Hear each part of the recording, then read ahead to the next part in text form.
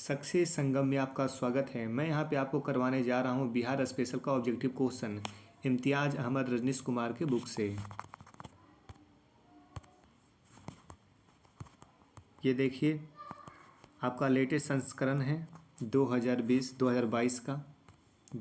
का 10वां संस्करण। और ये रहा विषय सूची बिहार के इतिहास एवं संस्कृति। इन सारे टॉपिक का यहाँ पे ऑब्जेक्टिव क्वेश्चन दिया हुआ है। एक एक क्वेश्चन करके डिस्कशन किया जाएगा। फिर उसके बाद बिहार में स्वतंत्रता संघर्ष है, इसका डिस्कशन किया जाएगा।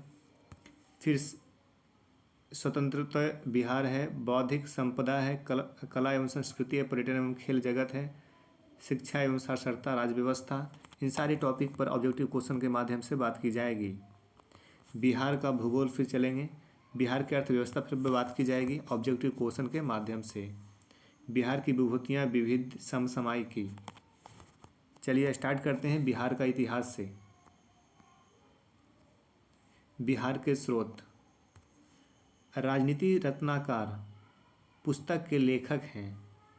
इसके लेखक कौन हैं? चंदेश्वर हैं। इसके बारे में बोला जा रहा है मिथिला राजा के मंत्री चंदेश्वर। चंदेश्वर कहाँ के राजा हैं? मिथिला के राजा हैं चंदेश्वर ने अपनी रचना राजनीति रत्नाकर में राज्य के ब्रह्म नीति का आधार मंडल सिद्धांत बताया है। यह भी षड्गुण्य सिद्धांत और साम दान भेद और दंड के उपायों के प्रयोग का परामर्श देता है। इसमें ध्यान रखिए मंत्री चंदेश्वर की रचित पुस्तक कौन सा है? राजनीतिक रत्नाकर। कहाँ के राजा थे?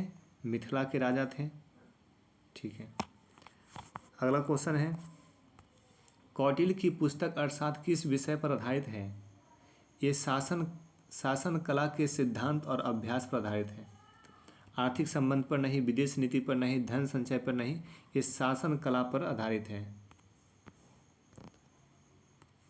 अगला है उद्वंत प्रकाश के लेखक मौलवी कवि परमल बोधराज विद्यापीठ। ये मौलवी कवि हैं। उद्वंत प्रकाश के लेखक मौलवी कवि। 4 नंबर क्वेश्चन देखिए मौर्यकालीन स्थापत्य कला के साक्ष्य प्राप्त हुए हैं। पाटलिपुत्र से हुए हैं, राजगृह से हुए हैं, बराबर की पहाड़ी से हुए हैं, यानी कि उपयुक्त सभी जगह से हुए हैं।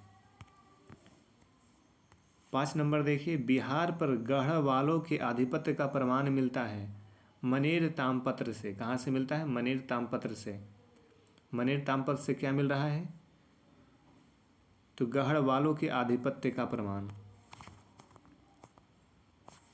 6 नंबर देखिए बिहार के किस तुर्क राजवंश के अभिलेख प्राप्त हुए हैं?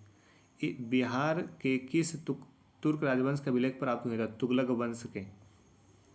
7 नंबर देखिए बिहार के किस क्षेत्र के संबंध में बसातिनुल उन्स एक मूल्यवान स्रोत है? तो ये तिरहुत। बसातिनुल उन्स जो है ये स्रोत कहाँ से है? तो तिरहुत से। 8 नंबर देखिए बिहार आने वाले महत्वपूर्ण चीनी यात्री का नाम क्या है?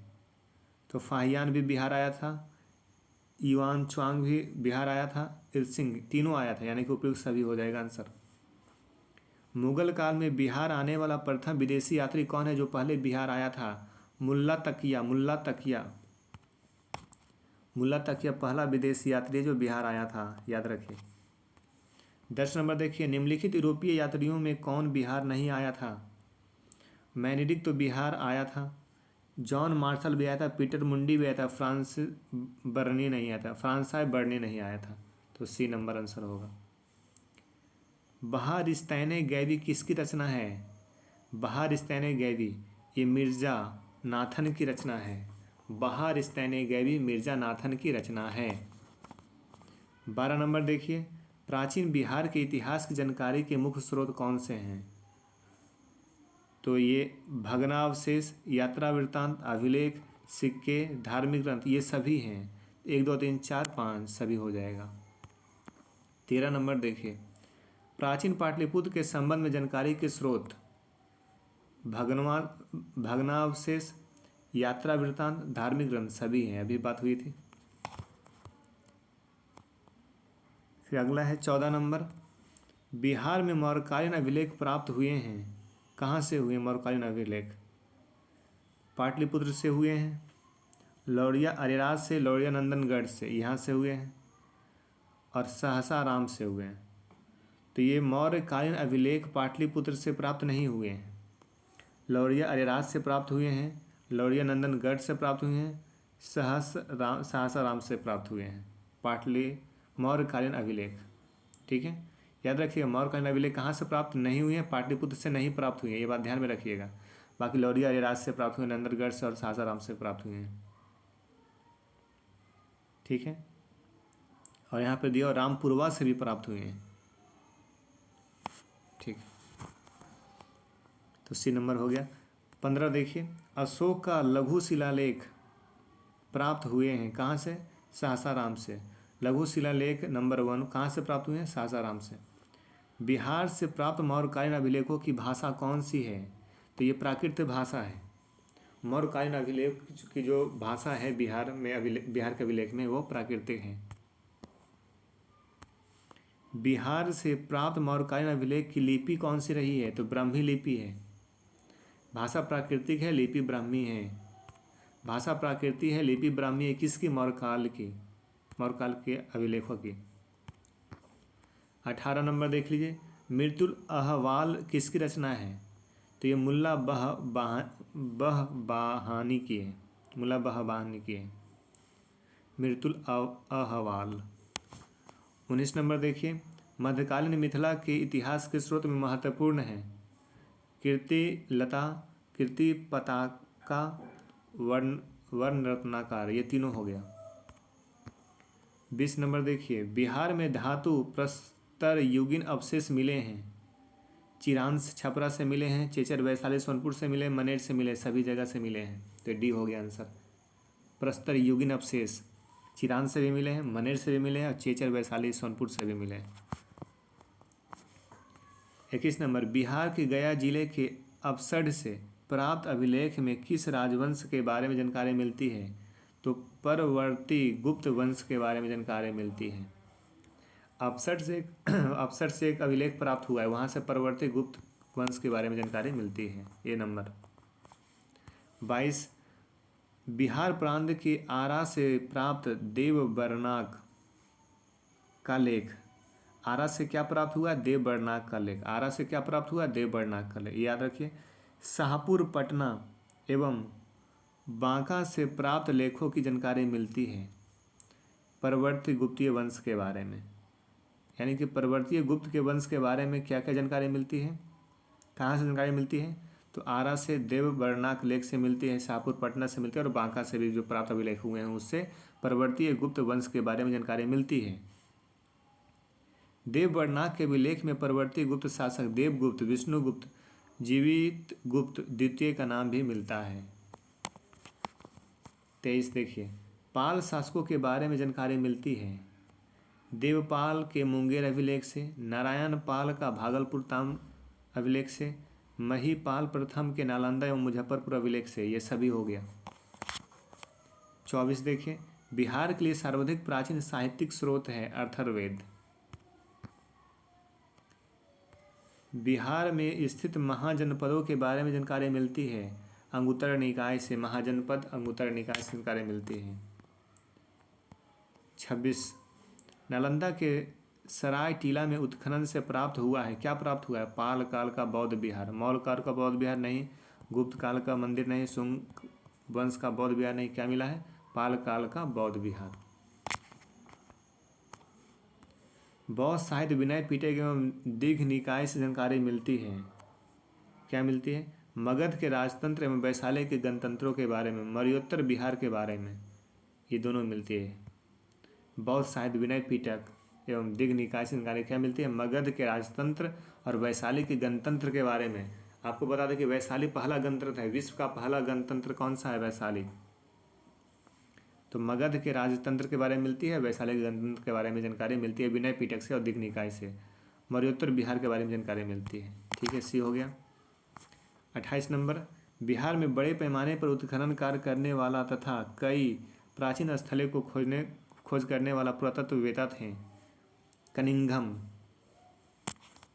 ये कनिंघम थे जो बिहार में खोज किया था। उत्खनन। 29 देख लिए, नालंदा में स्थित बड़गांव, नालंदा बिहार पता किसने लगाया था? कनिंघम ने लगाया था। इसका सॉल्यूशन देखिए, वहाँ से 2 अभिलेख मिले हैं। कहाँ से? बड़गांव से, नालंदा बिहार से, जिन पर नालंदा का नाम उत्कीर्ण है। बिहार शरीफ में कुमारगुप्त प्रथम और स्कंदगुप्त का प्रसिद्ध स्तंभ भी प्राप्त हुआ है। कनिंघम ने बोध गया के मंदिर को भी खोजा था। बोध गया के मंदिर को किसने खोजा था? कनिंघम ने। पुरातत्ववेत्ता कनिंघम ने बिहार में खोज की है। किस चीज़ की? केसरिया स्तूप चंपारण में किए, लौरिया अरेराज का अशोक स्तंभ किया खोजा है, बरसाठ के अवशेषों के आधार पर वैशाली के प्राचीन स्थल खोजे हैं सभी। 31 नंबर देखिए, विदेह के राजा जनक ने निष्क एवं सुवर्ण तथा सतनाम के उपहार दिए हैं। यह कहाँ वर्णित है? यह बृहदारण्यक उपनिषद में है। ठीक है। 32 देखिए, बिहार से प्राप्त मौर्य अभिलेख की लिपि कौन सी रही है? तो ये लिपि कौन सी रही है बिहार प्राप्त मौर्य? तो ये खरोष्ठी लिपि, आरमाइक लिपि, ग्रीक लिपि। तो इसमें से नहीं दिया है ऐसे, तो ब्राह्मी लिपि। तो ये हो गया डी, उपयुक्त में से कोई नहीं, आंसर ब्राह्मी लिपि होगा। बिहार से प्राप्त पहला द्विभाषी अभिलेख किस मध्यकालीन शासक से संबंधित है? शेरशाह से संबंधित है। वह पहला मुगल शासक कौन था जिसके अभिलेख बिहार में मिले हैं? अकबर। अकबर पहला मुगल शासक था जिसका अभिलेख कहाँ से मिला है? बिहार से। 35 देखिए, बौद्ध धार्मिक साहित्य में कौन ग्रंथ प्राचीन बिहार के इतिहास के संबंध में जानकारी का स्रोत है? तो दिघ निकाय। बौद्ध धार्मिक साहित्य में कौन सा ग्रंथ जो है प्राचीन बिहार के इतिहास के संबंध में बताता है? तो दिघ निकाय है। ठीक है। सियर उल मुताखरीन की रचना किसने की है? तो गुलाम हुसैन तबतबाई ने की है। गुलाम हुसैन तबतबाई ने क्या रचा है? सियर उल मुताखरीन। 37 देख लीजिए, मध्यकाल बिहार से संबंधित इन स्रोतों को सुमेलित कर लीजिए। तो ये बोल रहा है रियाज उस लातिन। ठीक है, रियाज उस लातिन, ये संबंधित है कहाँ से? गुलाम हुसैन सलीम, इसकी रचना है। रियाज उस सलातिन का रचनाकार कौन है? गुलाम हुसैन सलीम, ये ठीक है। फिर उसके बाद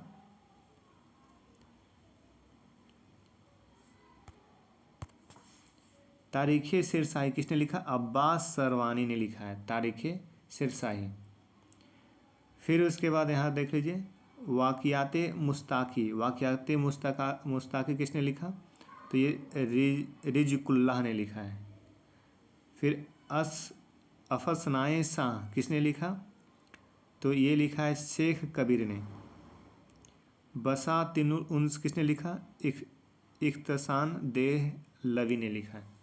इसका आंसर बी है। इन सारे को याद रख लीजिए, इंपॉर्टेंट है। आगे देखिए, मुल्ला बहबाहानी यात्री थे। ये कहाँ के यात्री थे? तो ईरान के यात्री थे मुल्ला बहबाहानी।